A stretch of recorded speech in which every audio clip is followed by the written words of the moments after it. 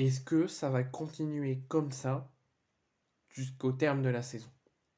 Jusque la quinzaine de journées qui restent?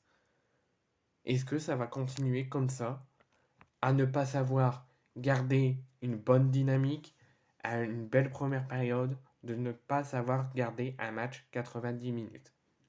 Est-ce que ça va finir un jour, qu'on va réussir à garder des points, qu'on va en grappiller, qu'on va faire de beaux matchs? Parce que je suis désolé, le match de l'OM ne m'a pas plu du tout. Alors si on s'arrête à la mi-temps, si le match est terminé à la mi-temps, je serai avec un très grand sourire. Parce que pour moi, la première période était parfaite, plus que parfaite. Je vous en parlerai après, j'ai plein de tops. L'OM a vraiment montré qu'est-ce que l'OM, des morts de faim. Franchement, je suis satisfait au plus haut point de la première période. Mais la deuxième période, c'est inadmissible de la part de l'Olympique de Marseille, quand on a une étoile sur le maillot, quand on a un fanion droit au but sur le maillot, c'est impossible de faire une deuxième période aussi merdique et aussi casse-couille. Avant de faire mon gros coup de gueule, de parler de la rencontre, on va parler de la composition de Gennaro Gattuso et les joueurs sur le banc et pareil pour Strasbourg. Donc composition, Paolo Lopez dans les cages, défense à 3 pour un 3-5-2, Bamo Meite, Gigot et Balerdi. Milieu à 5, 2 pistons, Klos à gauche, Murillo à droite. Pas de Lodi qui débute sur le banc, qui est en instance de départ, et j'en reparlerai à la fin de la vidéo ou plus tard dans une autre vidéo. Je suis très contre de son départ. On ne sait pas garder les bons joueurs qui apportent beaucoup à l'équipe, et les bons joueurs avec un grand talent, on préfère les virer et garder des joueurs qui ne branlent rien. Enfin bref.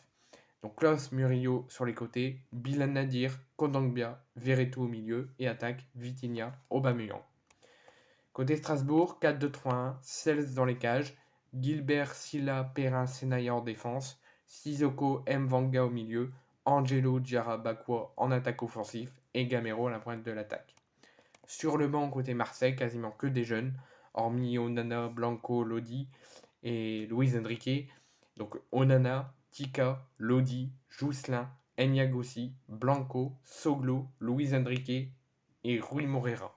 Côté Strasbourg, Moïse Saï, Doucouré, Sébas, Deminguet, l'ancien de Caen, Ignamsi, Basseya, Benchich, Bourabé, Bellarouche et Sobol. Au niveau des statistiques, sur les 90 minutes, l'OM n'a tiré que 8 fois pour seulement 2 cadrés. Strasbourg a tiré 18 fois pour 4 cadrés. Alors, j'aurais pu m'énerver et dire que c'est inadmissible de faire 8 tirs et seulement 2 cadrés, mais les statistiques, je vous les annonce toujours. Quand je fais des débriefs de match, je vous les annonce, mais je m'en préoccupe pas. Possession, 47% pour l'OM et 53%. C'est juste là que ça a été serré.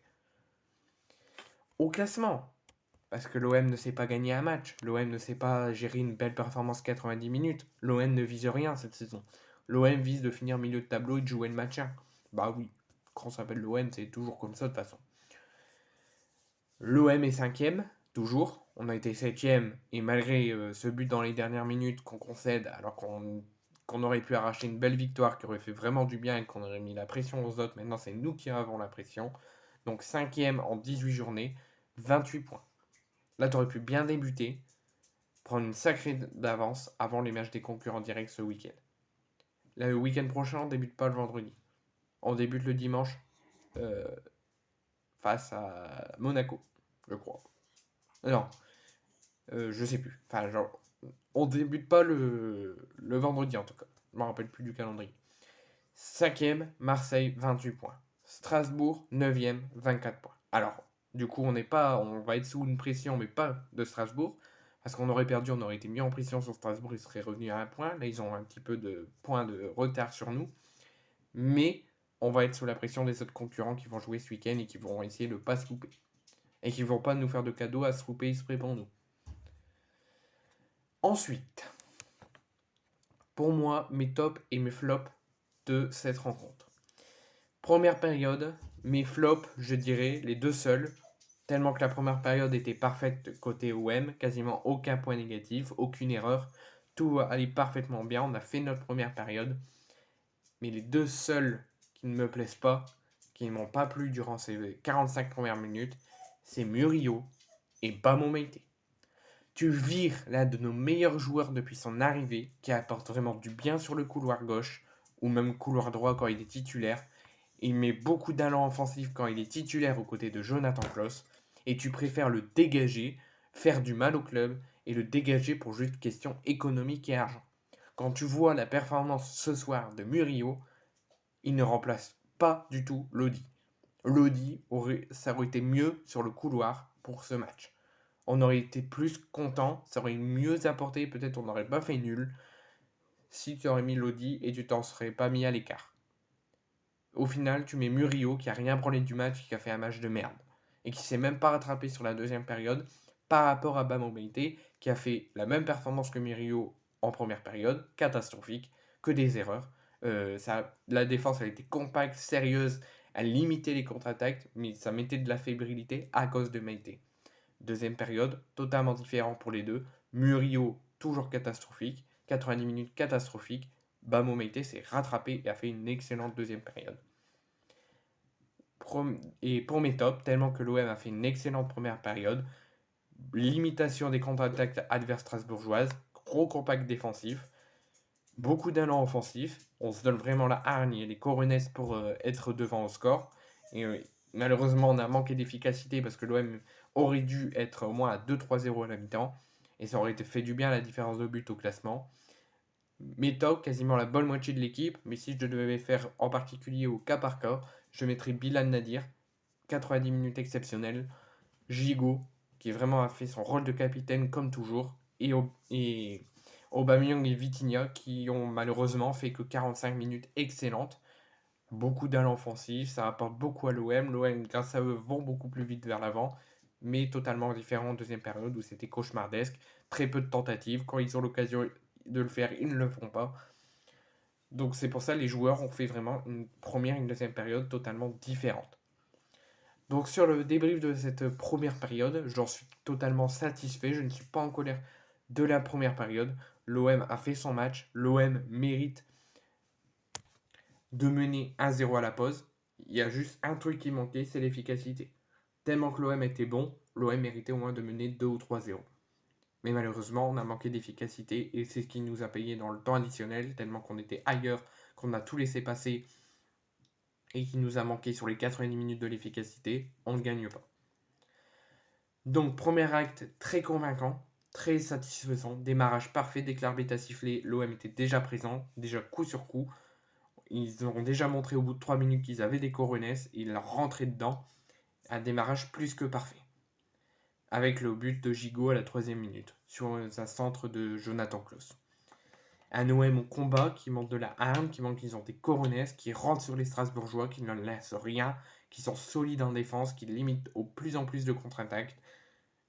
Beaucoup de pressing dès les 2-3 premières minutes, et ça a payé avec une excellente première période, une très belle copie à la mi-temps, et le but de Gigot à la 3e minute. Donc là, je n'ai rien à dire sur la première période. Franchement, parfait. Si vous pouvez faire ça tout le temps, ça serait parfait. Mieux en 90 minutes. Deuxième période. Deuxième période, je suis très. Ça ne voit pas, mais j'essaie de pas trop le montrer. Je suis à l'intérieur. À l'extérieur, je me présente bien devant vous. Je fais pas une mauvaise vidéo. Je fais mon débrief de supporter marseillais. Mais à l'intérieur, je suis en fusion. Deuxième période, cauchemardesque. Quand on s'appelle l'OM, qu'on a une étoile sur le maillot, qu'on a un fanion, qu'on a la devise, droite au but, quand les joueurs, vous avez décidé de signer au club, de porter le maillot de l'OM, c'est pour apporter quelque chose à l'OM, apporter votre expérience de carrière de footballeur et faire grandir le club. Pas pour rien branler, pour pas sur une deuxième période tout entière de faire seulement acte de présence, de faire que dormir, de laisser beaucoup de tirs et d'occasions et de contre-attaques strasbourgeoises. Il y a eu beaucoup de tirs et beaucoup de contre-attaques strasbourgeoises et beaucoup d'occasions alors que l'OM n'a rien branlé par rapport à la première période. Et ça a payé avec le but de strasbourgeois dans les dernières minutes. Ça a payé, je suis désolé. Si on aurait regardé ce qu'on a fait en première période, la limitation de contre-attaque strasbourgeoise, la bonne compacte défensive, le bon sérieux, et les bons allants offensifs et la bonne performance surtout. Si on aurait mis ça et on l'aurait récidivé en deuxième, on aurait gagné ce match, j'en suis sûr et certain. On aurait peut-être même récupéré l'efficacité. Mais l'OM ne sait pas gagner un match. L'OM, leur objectif, c'est de ne pas être européen, de jouer le maintien et de perdre le maximum de points. Et pas l'inverse. Pas de jouer la Ligue des Champions, pas de grappiller le maximum de points et gravir les maximums d'objectifs. Vous voulez encore faire une saison blanche? J'espère que vous ferez de belles performances en Coupe de France et que vous essayerez de le gagner. Mais en faisant des matchs comme ça, totalement endormis, totalement feignants, totalement merdiques, et vous m'avez cassé les couilles sur la deuxième période, j'étais satisfait, j'avais les sourires aux lèvres à la mi-temps. Je dis, allez, belle reprise en année 2024, on va gagner. Deuxième période, j'étais comme ça énervé. Vous avez fait mal à tous les supporters de l'Olympique de Marseille et des joueurs. Et Gattuso, je le mets pas à l'écart. Gattuso est coupable aussi de cette nouvelle contre-performance. Prévenez-le qu'il a le droit de faire des changements. Plein de changements auraient dû être faits, et pas que 2. Déjà le premier, je suis même pas sûr qu'il était prévu. Il a dû le faire avec la sortie et la rechute de Kondogbia. Il refait un deuxième changement dans le temps additionnel après l'égalisation. Pourquoi tu n'en fais pas plus? Pourquoi tu fais pas tester Lodi pour voir ce que ça peut apporter avant de penser à un départ? Pourquoi tu fais pas entrer Luis Enrique alors que tu l'as fait rentrer en Coupe de France? Déjà en Coupe de France, c'était limite. On a gagné. On a montré qui on était, mais c'était vraiment très limite. Et là, c'était catastrophique. La ligne rouge, alerte rouge, là, elle est franchie. C'est l'alerte rouge à l'OM. On perd trop de points. Il y a des matchs qu'on peut gagner, qu'on ne fait pas tout pour les gagner. On est cinquième. On a je ne sais pas combien de points de retard sur Nice deuxième. Alors, faudra pas imaginer, hein, si on espérait le titre cette saison, c'est mort. On l'aura pas. En ce qui concerne la Ligue 1. Donc maintenant, il faut viser la deuxième place. Pablo Longoria qui dit en avant-match, Gattuso, on a trouvé la bonne personne. Oui, l'OM a totalement changé depuis l'ère Tudor, Marcelinho ou autre. L'OM est totalement différent sous Gattuso. Il monte Gattuso, il les bouge, il les motive. Il leur donne des claques, ils essayent vraiment de les motiver et montrer que c'est des guerriers, des hommes. Oui, ça apporte de la qualité humaine, mais pas de la qualité sportive. Il n'est pas en train de nous faire gagner là. Alors oui, quand on voit l'OM jouer sous Gattuso, ce que l'OM apporte, on est content. Mais ce que l'OM a fait là, première période, deuxième période, on ne sait pas garder 90 minutes correctes. On ne fait pas la même performance sur la première et la deuxième. Aubameyang Vitinha, parfait en première, il donne tout pour marquer. Deuxième période, fantomatique. L'équipe, pareil. Non, c'est pas possible. Et les supporters, heureusement qu'il n'y avait pas les 2 virages de plein. Ça aurait fait un bronca monumental, ça serait sorti du vélodrome. Et le bronca que les supporters ont fait à la fin de match, je suis totalement pour avec eux, je suis totalement avec eux. Et j'espère que si ça continue comme ça, les supporters réagiront comme ils ont fait la dernière fois, à faire venir les joueurs au bout du virage et leur parler, et faire des banderoles. Parce que faut que les supporters aussi ils se bougent le cul, et les joueurs aussi, il faut que tout le monde à l'OM se bouge le cul. On ne sait pas garder les bons joueurs qui vont nous faire du bien, on ne sait pas garder des joueurs de calibre, on préfère les vendre pour juste question d'argent. On fait des mauvaises performances, on a des matchs à gagner, on les gagne pas, qu'on peut les gagner, mais on les gagne pas, on sait pas gagner un match, on sait pas garder un match 90 minutes. Non, c'est pas possible. Donc je suis très furieux et très colère que l'OM ne s'est pas imposé ce soir et ait concédé encore un but dans les dernières secondes. Faut se parler, il faut écouter les consignes, si tout s'est bien passé à l'entraînement, il faut le récidiver en match. Et ce que vous avez fait en première période d'excellent, il fallait le récidiver en deuxième. Perdre des points comme ça inutilement dans les dernières minutes et pas gagner les matchs qu'on peut gagner, bah faut arrêter de viser, faut juste jouer la Ligue 1 parce qu'on doit être là. Là, vous avez fait acte de présence sur la deuxième période. Je suis dégoûté, je suis totalement en colère.